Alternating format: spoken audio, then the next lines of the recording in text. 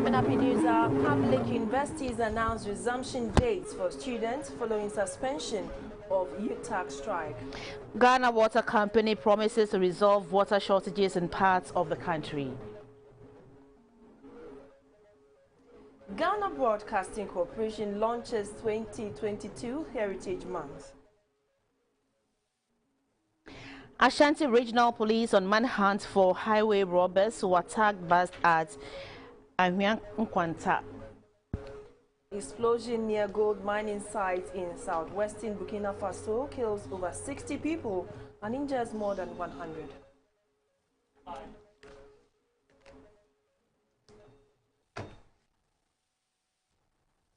This is news coming to you live on GBC News. Hello, good evening. I'm Siyoko Kwakutre. Good evening. My name is Shirley and Robert Frimpong-Manso translates the news into sign language. Universities in the country have started releasing dates for resumption of lectures following the suspension of the strike by the University Teachers Association of Ghana. The Kwame Nkrumah University of Science and Technology, KNUST, announced it will begin lectures on Thursday, February 24, 2022. At a news briefing in Accra, the national president of UTAG, Professor Solomon Nunu, said its members would resume teaching amid further engagement with the government in their pursuit for improved conditions of service. UTAG has held 3 separate meetings with the Ministry of Education since it declared the industrial strike on January 10, all to no avail. According to the association, government, who was often represented by the Ministries of Education, Finance and Employment, has not made any offer to UTAG for consideration in all those meetings, hence their entrenched position. At the media briefing a day after it issued a statement announcing the Executive Committee's decision to suspend the strike, National President of the Association, Professor Solomon Nunu, explained that UTAG decided to suspend the strike only after some eminent personalities, such as former President John Agyekum Kufuor, appealed to them. You'll notice that we also considered the statements, or should I say the request that came in from the eminent persons, the Parliamentary Select Committee. We also considered our students who also made the appeals and the rest. So these are the things that we used as our considerations. But to say that there's something on the table at this point, as we've said, there's nothing. Professor Nunu cautioned that UTAG will have no option than to go on strike again if government fails to honor its commitments. We all know that government oftentimes don't heed to its cries. So if they don't to get things done, then I wouldn't be surprised that we may have to come back and then go over the circle again. The engagement with the media ended abruptly as members had to rush to court for a pending court case initiated by the National Labour Commission on the legality of the strike. Labour Court Division of the Accra High Court has set March 9, 2022 to rule on an application by the National Labour Commission seeking an order of the court to enforce its directive by the University Teachers Association of Ghana, UTAG, to call off the ongoing strike action pending negotiations by stakeholders to address issues. In court on Tuesday, lawyers for the NLC led by Madam Afiba Amihie moved the application contending that UTAG's action violates sections 159 and 160 of the Labour Act in that it failed to notify the NLC on the intended strike action. Lawyers for the National Labour Commission, led by Madam Afiba Amihie, moving the application, argued that the strike action by the University Teachers Association of Ghana, UTAG, did not follow due process, as the striking association did not notify the NLC of its intended strike. According to the lawyer, the NLC, speaking through one Madam Bernice Anwar, stated that UTAG, in a news item published on My Joy Online, hinted of an industrial strike action because the Fair Wages and Salaries Commission delayed in submitting the labour market survey report. Arguing, Madam Afiba Amihie told the court NLC on January 10, 2022, invited UTAG, Fair Wages and Salaries Commission, the Minister for Education, the Director for Ghana Tertiary Education Council, the Minister for Employment and Labour Relations, and the Minister for Finance to a meeting to resolve the issue. According to the lawyer, UTAG responded to the invitation and attended the meeting. The court heard that at the said meeting, UTAG alleged that served notice on the NLC about its intended strike action but could not serve the notice because security personnel on duty prevented them from service. Again, the court was told that UTAG later purported to have served notice through one Lydia, but the NLC denied knowing any employee by that name. According to NLC, UTAG, upon further probe, agreed it did not serve notice on the NLC about its strike action. Madam Efiba told the court it was later realized that the reason for which UTAG was calling for the strike action, which had to do with the release of the labor market survey, had actually been released to them, but UTAG's complaint was that it was delayed. NLC prayed the court for an order directing UTAG to comply with the Commission's directive dated February 13, 2022. The second is for the group to call off the ongoing strike, which started on January 10, 2022, and thirdly, to prohibit UTAG from continuing with the industrial strike action pending with the NLC. The University Teachers Association of Ghana, through its lawyers, opposed the application by the NLC, stating that the application lacked merit and was unenforceable by any court of law. Lawyer for UTAG, Mr. Kwesi Kelly, the latter, argued that the only issue that needed to be addressed by the court was whether the NLC had exceeded its jurisdiction in issuing such a directive. Mr. Delata told the court Section 172 of the Labour Act required that such a directive receive judicial endorsement to ascertain if it was lawful and if it followed substantive and procedural law before it could be enforced. According to Mr. Kwesi Delata, there is demonstrably a violation of the statutes by the NLC in its directive, and so constitutes enough basis for which the court must not heed to its request. The Labour Court, presided over by Justice Frank Roxton Abodje, set March 9, 2022 to rule on the matter. A 7-member panel of the Supreme Court has granted an application ex parte for substituted service in the case involving Asin North Member of Parliament, Mr. James Jachi Kwesen. Mr. Michael Ankoma Nimfa, a resident of Asin North, is seeking an interlocutory injunction against the MP to stop him from carrying himself as an MP. However, attempts to serve processes on Mr. Kwesen have been unsuccessful, hence the ex parte application by the applicant for a substituted service on the lawmaker.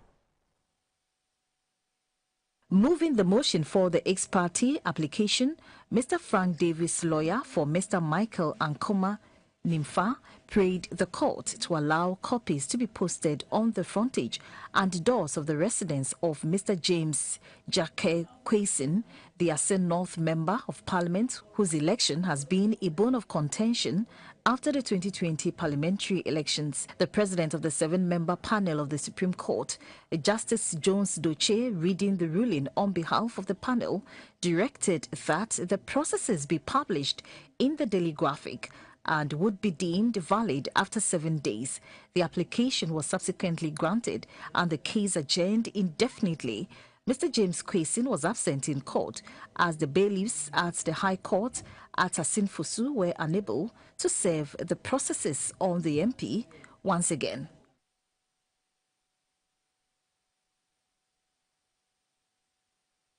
The Vice President, Dr. Mahmoud Bawumia, says Ghana must draw up workable strategies to benefit the country as she transitions from fossil-based fuels to clean and renewable energy. At the opening of the National Energy Transition Plan Forum, Dr. Bawumia said the world is moving into renewable energy, and this has limited investments in oil exploration, which is directly impacting petroleum prices globally. He says it is therefore necessary for workable targets to be set in the energy transition plan. Transition is a pathway towards transformation of the global energy sector from fossil-based to zero carbon by the second half of this century. At the heart of it all is the need to reduce energy-related emissions to limit climate change. To the proponents of this agenda, decarbonization of the energy sector requires urgent action on a global scale And while a global energy transition is underway, further action is needed to reduce carbon emissions and mitigate the effects of climate change. The National Energy Transition Plan for Ghana focuses on decarbonization, energy efficiency, energy security, and renewable energy. The National Energy Stakeholders Forum in Accra will discuss these areas to find out how the country can align Ghana's energy plan into the global energy transition. The Minister for Environment, Innovation, Science and Technology, Dr. Kwekwe Friye, said the world is on borrowed time and Ghana cannot waste time to move on to clean energy. It is in our interest that we transition into renewables. Again, Ghana is also blessed with renewables.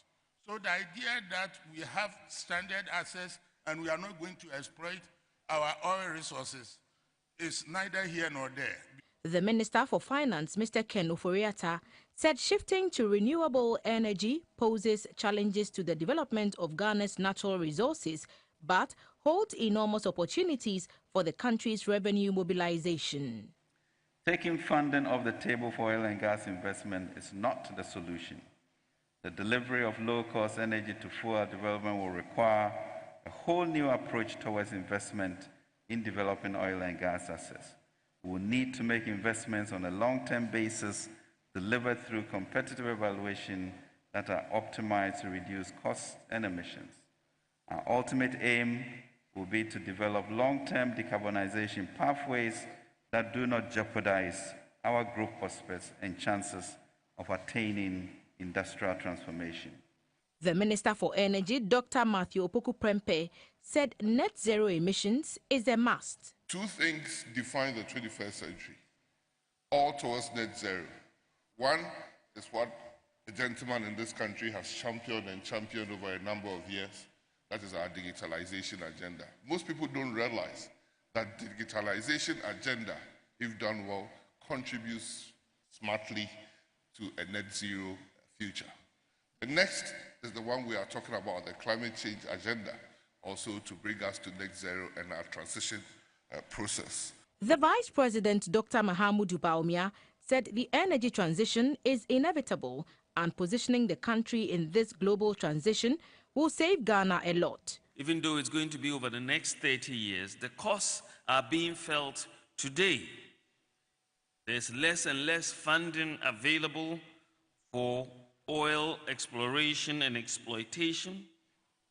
And you are seeing this in an increase in oil prices globally today as this transition is being talked about and is taking place. So we have to be very aware of where this is going. There are many who have said that the petroleum price increase is going to remain at such high levels that we are not going to see any major declines.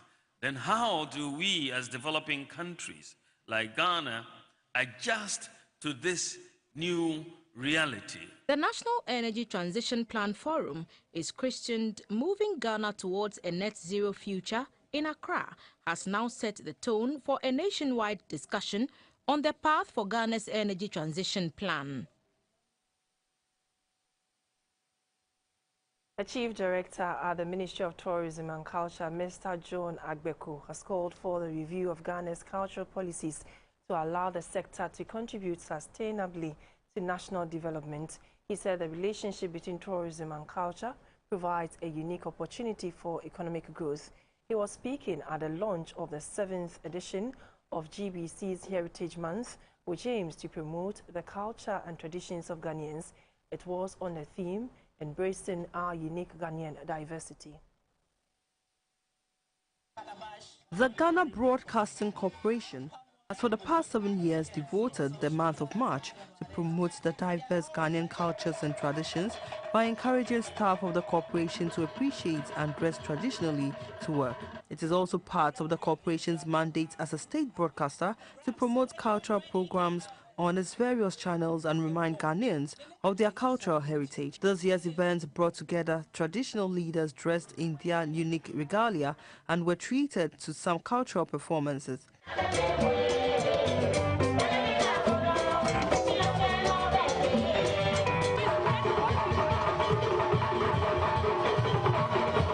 The Director General of the Ghana Broadcasting Corporation, Professor Amin Al-Hassan, said GBC continues to project Ghanaian culture and heritage on the highest pedestal. We in GBC, through our various channels, intend to project Ghana's indigenous products and services, as well as celebrate our rich cultural heritage. We would produce programs that are targeted at various ethnic groups, conscious of the diversity of religious beliefs and practices.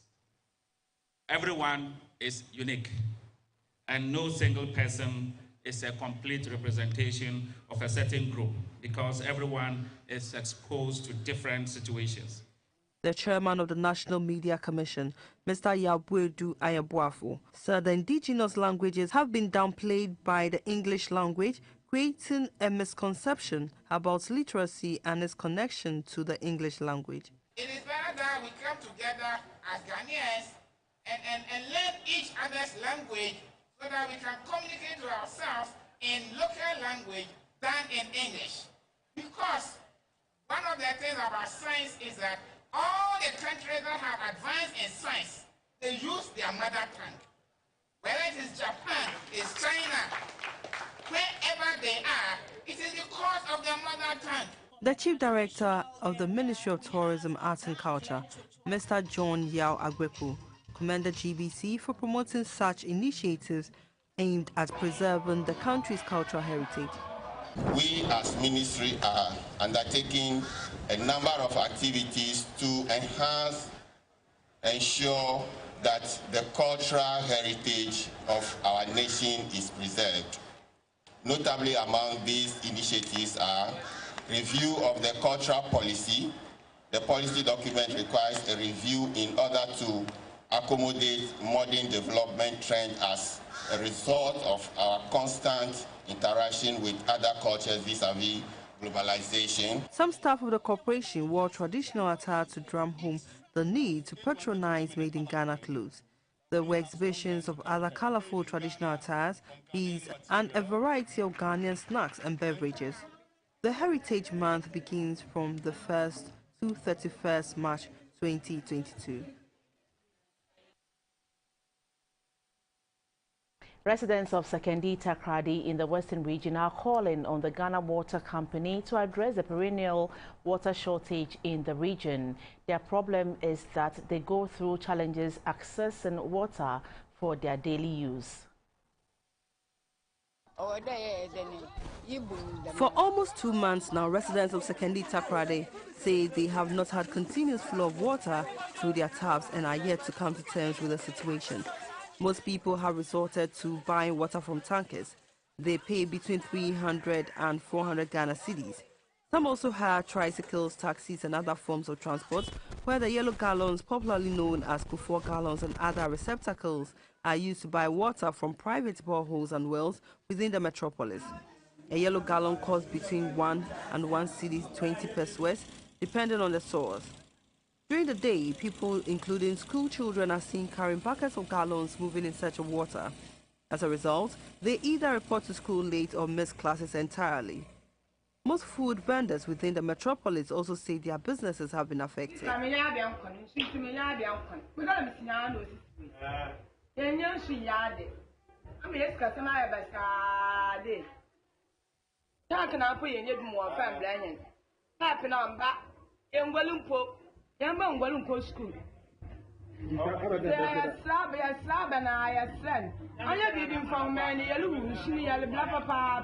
Residents in areas such as Anaji, Airport Ridge, and new sites of race course and window have resorted to the digging of boreholes which run on electric pumps.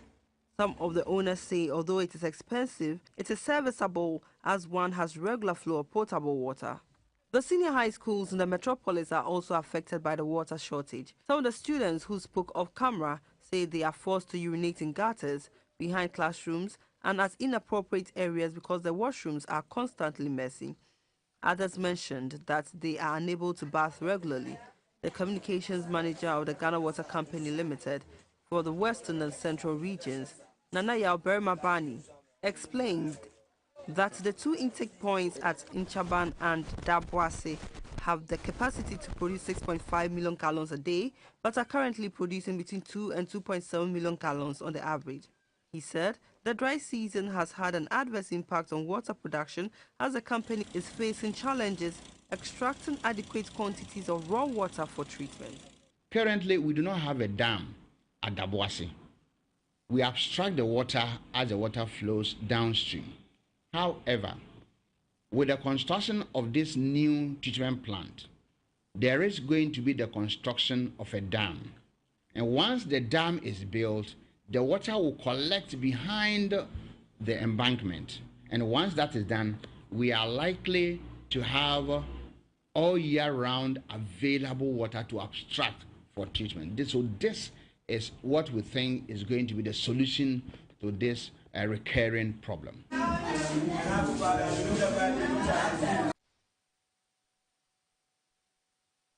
Management of the Ghana Water Company says the Volta Lake is under threat by activities of illegal miners and other human activities. In an interview GBC News, the head of communications of the Ghana Water Company, Mr. Stanley Marty, said the company is committing more resources to provide to ensure delivery of potable water to Ghanaians and to address the issue of water rationing in parts of the country. If we are not careful and the rate of pollution of our river bodies is to continue at, like the way it is, it means that in the very near future, most of our river bodies will go extinct, and will have to import water into the system. We are getting close, because for the first time since I joined Ghana Water over 20 years ago, this is the only time that we've seen the Pra River dried up entirely in the western region, such that our 3 abstraction points on the Pra River had no water for treatment. We also saw the Ankwai River in the western region also almost drying up to the extent that we're not even able to abstract water for even in an hour in a day for us to enable us to treat water for the people. We are seeing that in the Densu, we are seeing that in other river bodies throughout the country. We are fortunate with in Upper West, for instance, we have a very big treatment plant, and the population in Upper West is quite small. So even if you produce, let's say, 4 or 5 hours in a day, it's enough for the population. Other than that, we would have had a serious challenge in Upper West as well. In the northern region, we faced the same challenge because there's sun-winning activities ongoing in the Nawuni River where we abstract water for treatment. And it has made the water so turbid and so muddy, such that if you only abstract mud, it affects our equipment, it affects the volumes of water that we treat for the people. So for me, what I have seen in the last couple of months, it means we are getting close. And it's important that we work assiduously at that. Other than that, we'll be faced in that challenge before the 2030 prediction line. The Ghana Society of the Physically Disabled in Techiman in the Blue East region is appealing for their challenges to be looked at. They are asking the government and other key stakeholders to develop strategic mechanisms to enable them to effectively participate in the various sectors of the economy. Their problems include difficulty in accessing some basic facilities like health centers, schools, sign language interpreters, and teaching and learning materials. The PWDs say, though there are several anti-discriminatory legal provisions to protect the rights and dignity of PWDs and ensure that they fully contribute and participate in the development of their country safely, enforcement of these laws is weak. Members of the Ghana Society of the Physically Disabled in the Techiman municipality say a training center estimated at 20.5 million cedis for the PWDs in Techiman, which was inaugurated in 2004, is currently faced with numerous challenges, including working tools and finance. They say the center was to enable the disabled persons to acquire skills and improve their living conditions. They appeal to government to fully implement the various policies, laws, and international treaties on persons with disability. They said the closure of the toll booths across the country came at the wrong time, hence the need for government to provide them with an alternative. The Techiman Municipal Vice President of the Ghana Society of the Physically Disabled, Mr. Daniel Boache, was worried over the closure of toll booths across the country.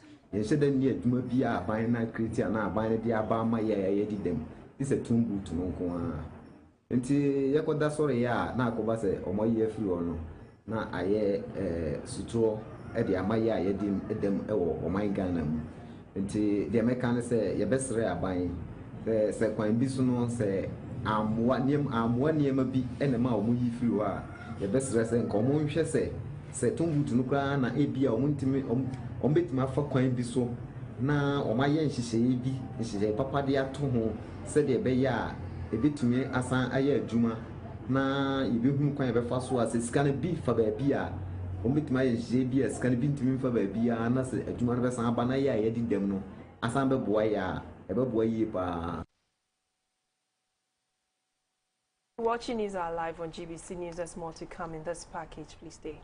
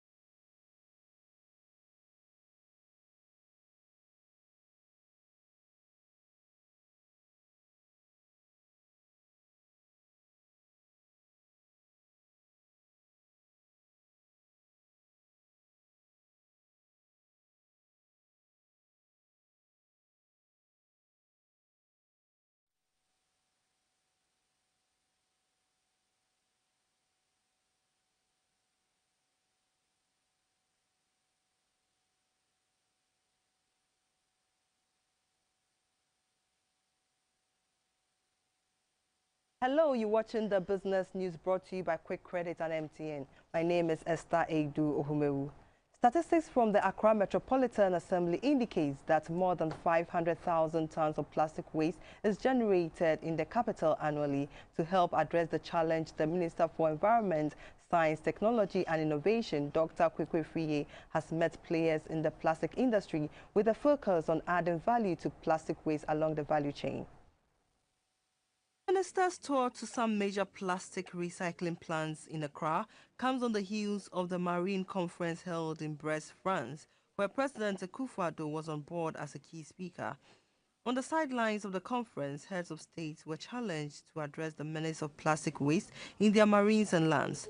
The Minister for Environment, Science, Technology and Innovation, Dr. Kwekwe Friye, is certain that bringing on board key players in the waste recycling industry to augment government's fight in clearing plastic waste in water bodies and on lands is the panacea to the plastic menace. The minister's first port of call was at Mini Plus Industries at Spintex in Accra, dealers in household plastic like chairs, tables and bowls. The minister, Dr. Kwekwe Friye, toured the factory.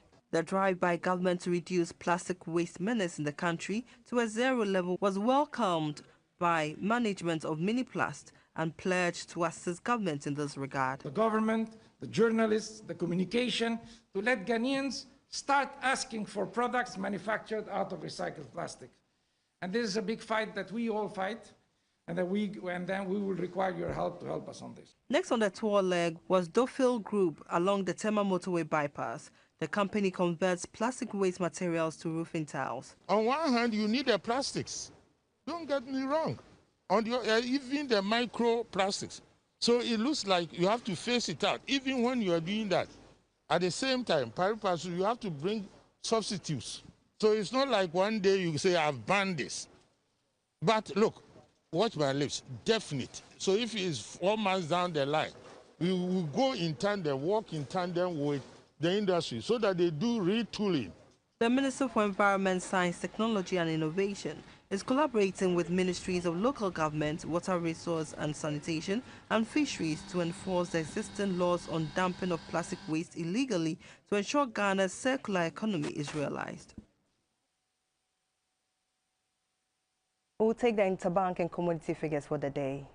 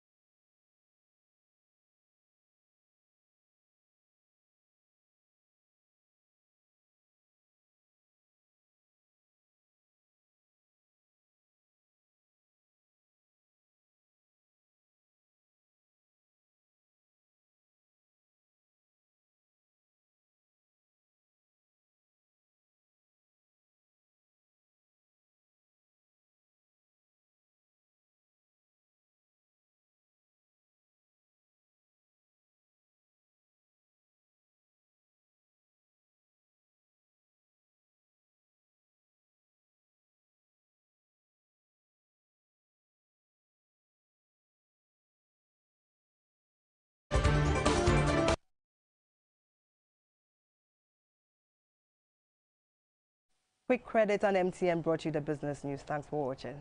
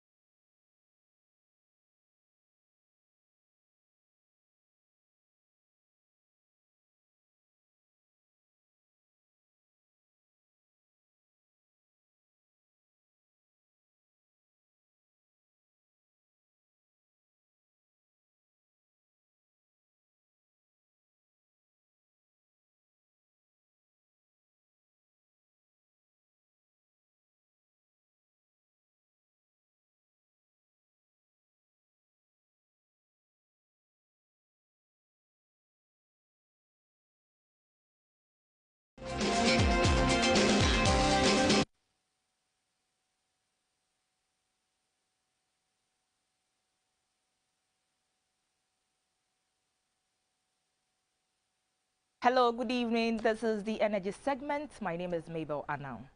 The Ministry of Energy says current policies on energy transitions in the country are not properly synchronized to engender the needed transformation in the sector. To address this, a team has been put in place to develop a national energy transition strategy plan. Deputy Energy Minister Dr. Amin Adam was speaking at the National Energy Transition Plan Forum in Accra. The Ministry of Energy, under the leadership of the Honorable Dr. Matthew Poku Prempeh, further observed that existing policies of government, such as the Renewable Energy Master Plan, the Integrated Power System Master Plan for Ghana, and the Ghana Gas Master Plan, which have targets bordering Ghana's energy transition, are currently not harmonized. In addition, Ghana's intended nationally determined contribution has covered the contributions of the energy sector in the national emissions reduction target. But important transition issues towards a net zero future, which have not featured yet, such as the role of oil production as a major source of government revenue and the potential for nuclear energy and hydrogen fuel, need to be considered seriously. Besides this, we are faced with significant risk as many countries accelerate their transitions, and we must prepare for the cost as well as the benefits of this global phenomenon. It's for these reasons and many others that the Honorable Minister for Energy inaugurated a 13-member committee with representatives from the public and private stakeholders to develop a national energy transition policy and strategy for consideration by government. Now, the Secretary of the Association of Ghana Solar Industries, Mr. Kwesi Ejenim Boateng, said the introduction of solar energy to Ghana's energy generation mix is to complement the existing sources of generation and not to threaten operations of existing energy companies like ECG. He was, however, concerned about the new renewable energy regulations to govern the renewable energy space. Mr. Ejenim Boateng spoke with GVC News in Accra. We've seen regulations, we've seen laws in the renewable energy sector. This is not the first. The Renewable Energy Law, 2011. And unfortunately, we have seen how the law has been used to stifle development. For instance, there's a requirement of the law and some of the regulations at the Energy Commission that if you want to do a commercial and industrial solar system, you require license. Now, there came a time that some people felt that solar is going to spoil the business of the ECGs and others. So blatantly, there was a moratorium, a ban on the installation of solar. And then it's been over 2 years, and it has affected our companies so much. People have invested so much in the sector, and it has stopped the inflow of FDIs into the country, all because there is a ban on the installation of commercial and industrial for people of power purchase, those who want to do it through power purchase. And we've been talking about this for now. So some of us, when we come to forums like this, where we want to bring regulations, we are afraid that in the future, the same regulations will be used to stifle development in the sector, because the regulations now will give them the right to determine what comes into the country. This is how we wrap up on the energy segment. My name is Mabel Anang.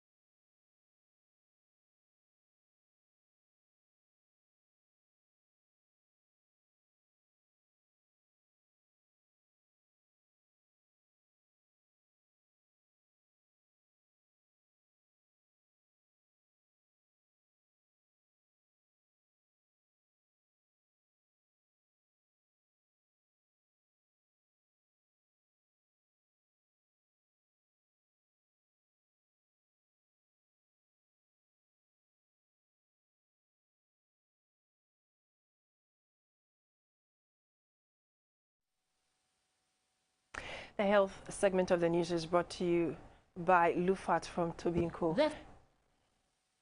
In life, many things seem impossible unless one is resolute to try. For Dr. Susie Anku, her passion to see her patients thriving drove her to study medicine, even though she was a trained nurse, graduating with a first class. GBC News spotted her at the induction ceremony for the 2021 batch of the medical doctors and dentists over the weekend, as she narrates her story. 33-year-old and mother of one started as a diploma nurse to a first-class degree nurse and now a medical doctor. Her journey may have been a winding one.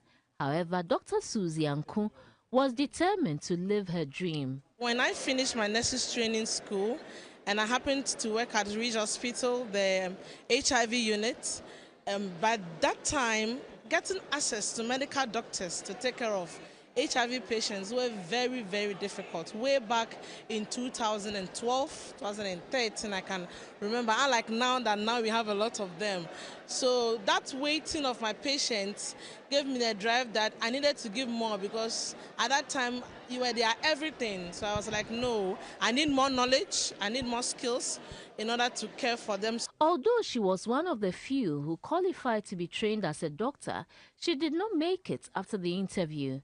Yet, she persevered and made it to the Family Health Medical School as she juggled between work, marriage, motherhood, and fully fledged nurse, practicing at the Greater Accra Regional Hospital Emergency Unit. My employer was Ministry of Health and Ghana Health Service.